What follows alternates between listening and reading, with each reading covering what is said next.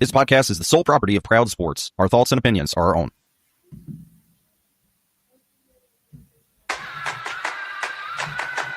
Yeah. They say I walk like a king, talk like a king. You can act around now, say the same thing. They chasing the fame, they all want the name. But they ain't got what's running through these veins. Say I walk like a king, talk like a king.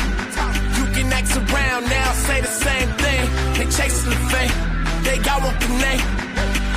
But they ain't got what's running through these veins. Make way for the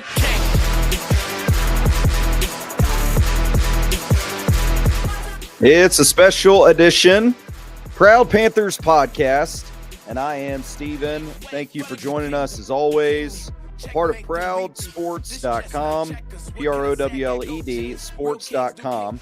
This podcast is all about High Point University basketball, and last night we had a game inside the Cobain Center where High Point defeated Canisius 93-50 and moved their record to 4-1 on the season.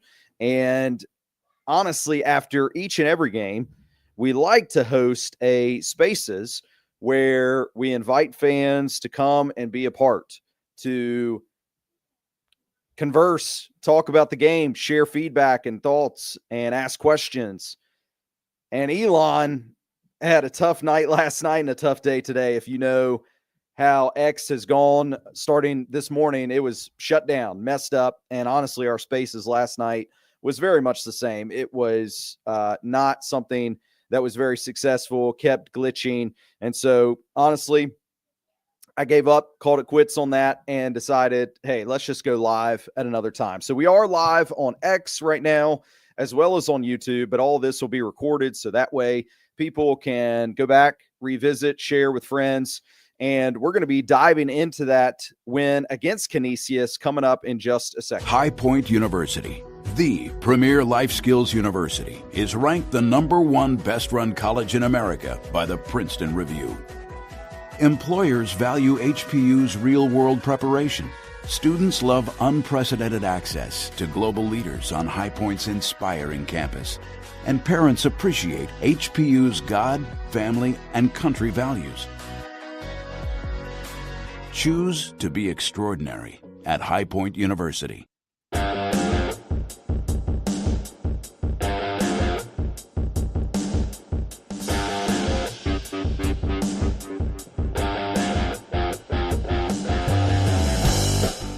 It's a Proud Panthers podcast, a special edition, because we don't normally do these on a Tuesday. Normally it's Monday, Friday release times, but given the fact that High Point played last night, we felt like it'd be a great opportunity to try to bounce on here and react to some of that, especially, like I said before, considering our Spaces pretty much was a bust. Now, what's really cool about doing this Proud Panthers podcast as a live is that if you are on X and following along with this and you ask questions or you have a comment or thought, you can just reply and it'll actually pop up here where I'll be able to see those.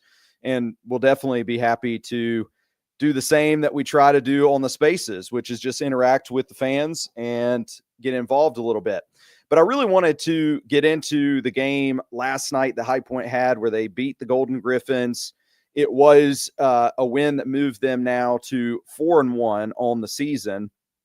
And for me, it was really a game of getting just back on track, everything back on the rails the way that it was prior to our visit to UAB.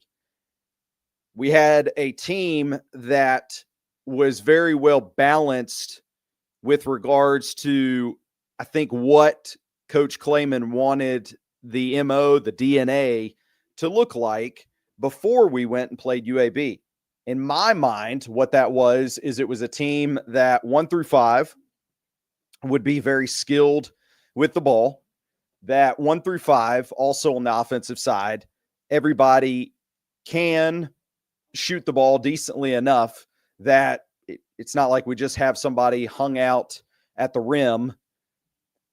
And then on the opposite side of the ball, on defense, it was a team that really wanted to get a lot of deflections, wanted to be in passing lanes, wanted to force the opposing team into situations where either they had an abundant amount of turnovers or the shot selection that they were getting was a more difficult shot. It forced them to take things that you really don't want in college basketball.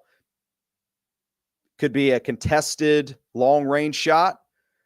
It could be something that's muddied inside the arc, but the goal was to not give up a lot of stuff easy close to the basket, nor a lot of things where they're just wide open three-point shots. Now, against UAB, all of that fell apart. For one reason or another, everything at the same night kind of went haywire.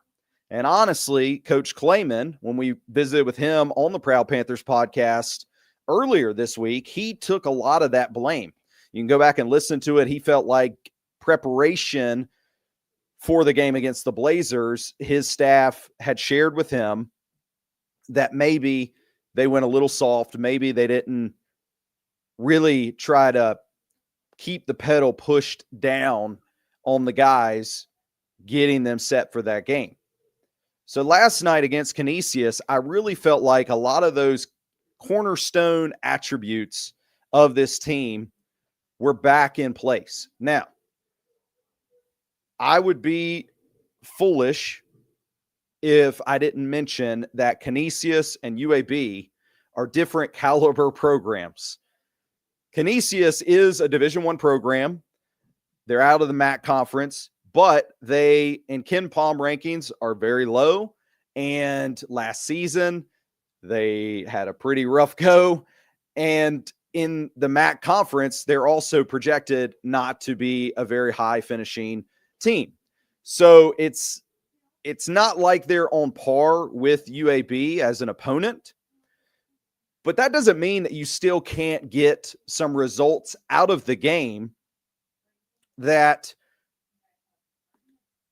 kind of go against a mindset that something is headed in a bad direction for High Point. In other words, I saw things last night against Canisius that made me feel like the UAB game had some fluky components to it, that it wasn't a moment where you need to raise the alarms and ring the bells and say, oh my goodness, if this is what we got all the time, we're in trouble. I'll give you an example of that. You have their top scorer for the Golden Griffins, and his name is Najanga. I hope I'm pronouncing that correctly. Now, last night,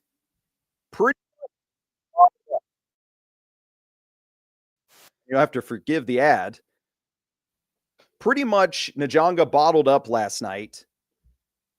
He ended up with a total of 7 points, but 2 of 8 shooting, and 2 of those points came from the free throw line. That's in 32 minutes, and he averages somewhere close to 15 points a game. So even though the opponent, in terms of the caliber that they are as a team, may not be a great test to hang out there and say, hey, we just dominated a Power 5 school, or we just dominated one of the best mid-major teams out there.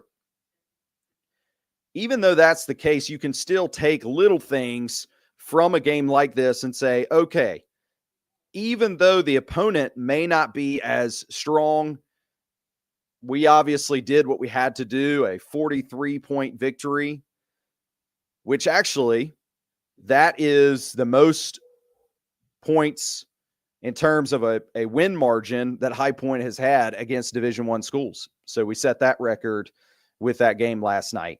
But even though we did ultimately what we had to do against and expected to do against a team like Canisius, you can still find little highlights and things. Now, last night, just like we often do or try to do after every home game, we had a chance to catch up with Coach Clayman, and this was his thoughts from the team's performance. Coach Flynn Clayman joining us after the Panthers get back on track tonight, 93-50. Coach, give us your thoughts after the game. Thought it was a better performance. Thought we played better on the defensive end. Thought we shot the ball better. Obviously, that's a given. But, we shared the ball better. We had a little better ball movement. Biggest focus now is just cleaning up our rebounding situation. One of the things that was noticeable for me as I looked through the box score was the turnovers that we forced and also the turnovers that we limited. That is a better recipe coming from the win tonight. For sure. I mean, we want to win the possession game, so obviously forcing turnovers and getting shots ourselves and not turning it over is a big part. And then the other big part of that is winning the rebounding battle. So we did lose that, and that's going to be a huge – if we can fix that part, then we're going to be really tough to beat. So that's going to be our focus. Now, we, again, have another quick turnaround, headed out of town to an MTE tournament. First game coming up later this week against UIC. What is the plan as you guys look to that tournament setting? Yeah, it's going to be a nice tournament. UIC is a really good team. Incarnate Word, who's in the tournament, just took Indiana down to the wire last night. So it's a good little tournament. We're going to see if we have what it takes to win a championship. That's obviously what we're looking to do at the end of the year in March in Johnson City. So this is the only chance we get at a tournament setting this year. But it's going to take all our depth, with the quick turnaround. But I feel good about it. But it's going to be a tough first matchup against UIC. Great team. Well, Coach, we appreciate your time, and thanks for joining us after the win. Thank you, guys. Go Panthers. So that was Coach Clayman joining us last night after the game. And I do agree with Coach Clayman. The rebounding needs to continue to trend in a better direction. Truth be told, we didn't give up a ton of offensive rebounds, though. I do still think he would like to see us get more offensive rebounds for second chance points. I've heard Coach Clayman say this numerous times. He doesn't want us to become a make or miss team. And what he means by that is he doesn't want it to be a one and done on the offensive end. He wants there to be a lot of ball movement, which that's something else we really should highlight and talk about. From last night's win, I felt like the team really did a good job moving the ball, shifting Canisius side to side, because what is somewhat funny to someone like myself is you watch the UAB game and you see how Coach Kennedy, who deserves a lot of credit from this, really emptied the defensive playbook against our team. He said, we're going to have some times where we're going to press. We're going to have a 3-2 zone, a 2-3 zone, a 1-3-1 zone, some man. We're going to do all the different looks to try to keep High Point out of being just comfortable and letting them go. So what does Canisius open up with last night? A 1-3-1 zone. Now, that might be the Golden Griffins' MO all the time. I'm not going to be one to say that I follow Canisius basketball a lot. I don't. I'm a High Point fan. So I couldn't tell you if that's what they normally do, but I think that a little bit has to do with, hey, we watched the tape. We saw where UAB threw some zone looks at High Point, and their shooting was atrocious. It was 17% from three. So maybe we should open up with a 1-3-1 zone. Well, our offense, I felt last night, did a great job moving the ball side to side, keeping that thing popping, as Coach Clayman has said before, so that we get good, solid looks. Chase Johnson finally hit some threes to break that lid that seemed to be on the basket. Braden Hassan also had his share of them as well. When he came into the game, he went 3 of 4 from 3. That was his 9 points. And actually, Scotty Washington came off the bench last night. And I knew going into the game that was a decision that the staff had made to put Terry Anderson into the starting lineup and move Scotty into a role where he would be coming off the bench. Because Spaces was such a bust, I'll share this again tonight. Scotty being shifted to coming off the bench, I feel like can really free him up. When you're in the starting lineup, just depending on who that player is, everybody handles those things differently. For some players, if they're in the starting lineup, they have much better success because they're ready to just get off to a good solid start into the game, hot from the get-go and ready to rock. For some players, though, being a starter means added pressure. It means I really got to perform here. Now all of a sudden, your hands are doing this and your mind is clogged. And I think that Scotty, well, even last night with his 9 points, is an improvement for him from the first few games, that it allows him to get out there after some of the initial minutes have happened, maybe not as restricted on his own self, to just play free and let it go. So all in all, from last night, what I saw that impressed me most was the way that we limited the turnovers and the way that we got back to forcing turnovers and steals. I've tried to share, and actually in the media room last night, I asked Chase this question. Chase Johnson was one of the players after the game was over, after he scored 15 points. He was brought into the media room with Coach Clayman, and also Rob Martin was there. He had 17 points last night. And because Chase was in there and he is a shooter, I decided to ask him about how, as a shooter, you break out of something that is like a slump. When things just aren't falling, do you just keep shooting? Do you just keep going after it until you shoot your way out of it? Those nights are going to happen. Those games, they're going to come. A lot of times, and Coach Clayman shares this viewpoint because he and I have talked about it, it's most likely to happen on the road. It can also happen in tournament settings. So it'll be interesting to see how that may go later this week as we play UIC in Daytona. But when those off times happen with the offense, with the shooting, how do you combat against that? And I feel like it falls back on the other things that I just mentioned that were keys for me against Canisius last night. If you protect the ball and you're not turning it over, that's one component. Now, last night we had 5 turnovers, much less than the 15 we had against UAB. The other component to it is, though, if you on the defensive end are still making it difficult on your opponent, you're forcing turnovers, you're getting steals, you're getting deflections. Deflections is a big number that High Point staff keeps track of. I don't have that number directly in front of me, but what I can tell you is, just by talking with Coach Clayman, and he shared it with us on the podcast, that during Jacksonville, they didn't get as many deflections as he would like. And he said, if we do that at UAB, we're going to be in trouble. Well, they did. They didn't get the amount of deflections that they wanted, and there was trouble. But last night, he shared that we got those deflection numbers back up to where the coaching staff would like to have them.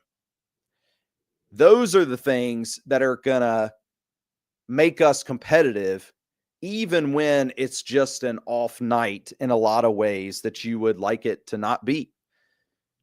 And so that was something from playing a team where you really should beat them. It's a matchup that is favorable. All in all, if it's on paper, you look at it and you say, this shouldn't even be a contest. It should be an easy win for High Point. Well, it was. It was a 43-point win. Setting records, making a lot of things easy. But it also has to be validated with some of these things. And that's the things I gleaned from that win is, okay, that is the recipe that we have to continue replicating in order to remain successful and move from 4-1 to 5-1, hopefully against UIC. I'll spend a last couple of minutes because we're previewing that game as well. It takes place on Thursday afternoon, 2:30, where High Point is in Daytona, and they're taking on UIC in that first round matchup, if you will, for that MTE tournament. And I just want to share, MTEs for me are one of those things. It can be very, very similar to what we saw in the Cayman Islands last season. They're just set up for fun, to be honest with you. And I don't know that as the type of fan that I am, where I want to see wins and I want to see success, I think there's not as much about this that needs to be fun. It's more of a profession, and this is a job, and we've got to, we got to really bear down and do what we got to do.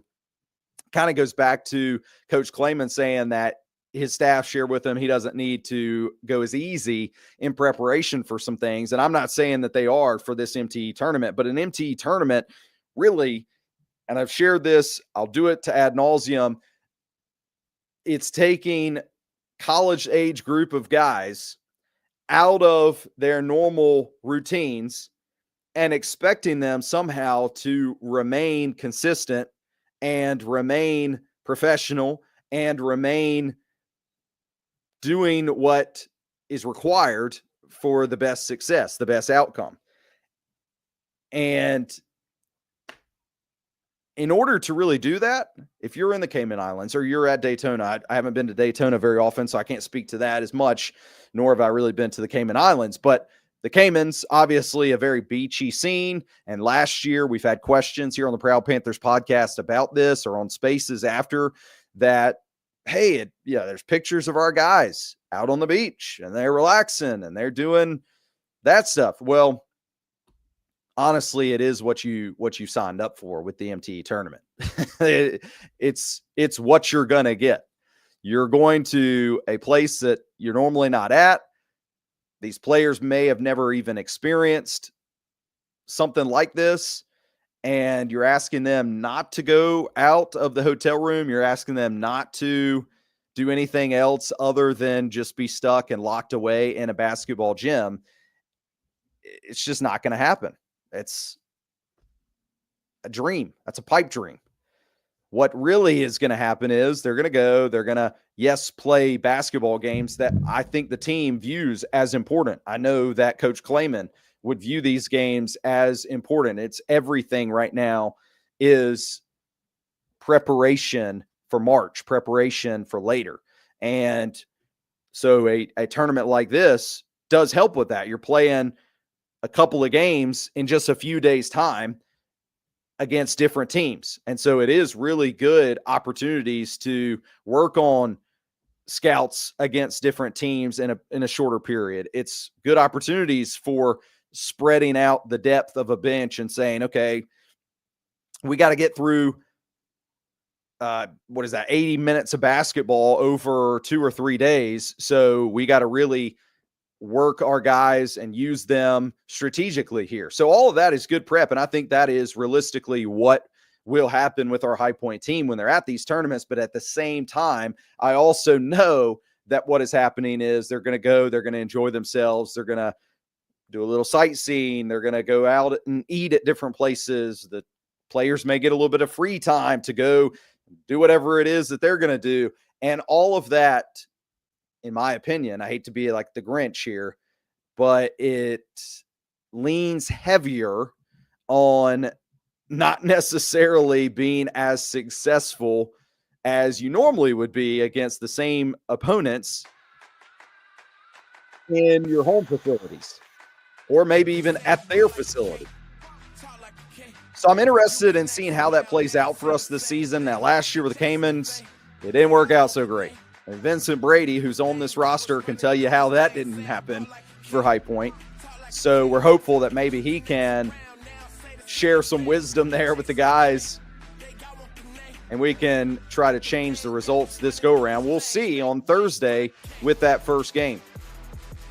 We appreciate you, though, like I said, being a part of this with us, our reaction, and looking ahead to that game. We hope that you'll remain to visit us at proudsports.com. And, of course, join us on Friday for the next Proud Panthers podcast. Is it really me? Gotta check and see my legacy like royalty, and I act like it. If you know better, act like it. Look at me now, they can't hold me down. So give me the crown. They say I walk like a king, talk like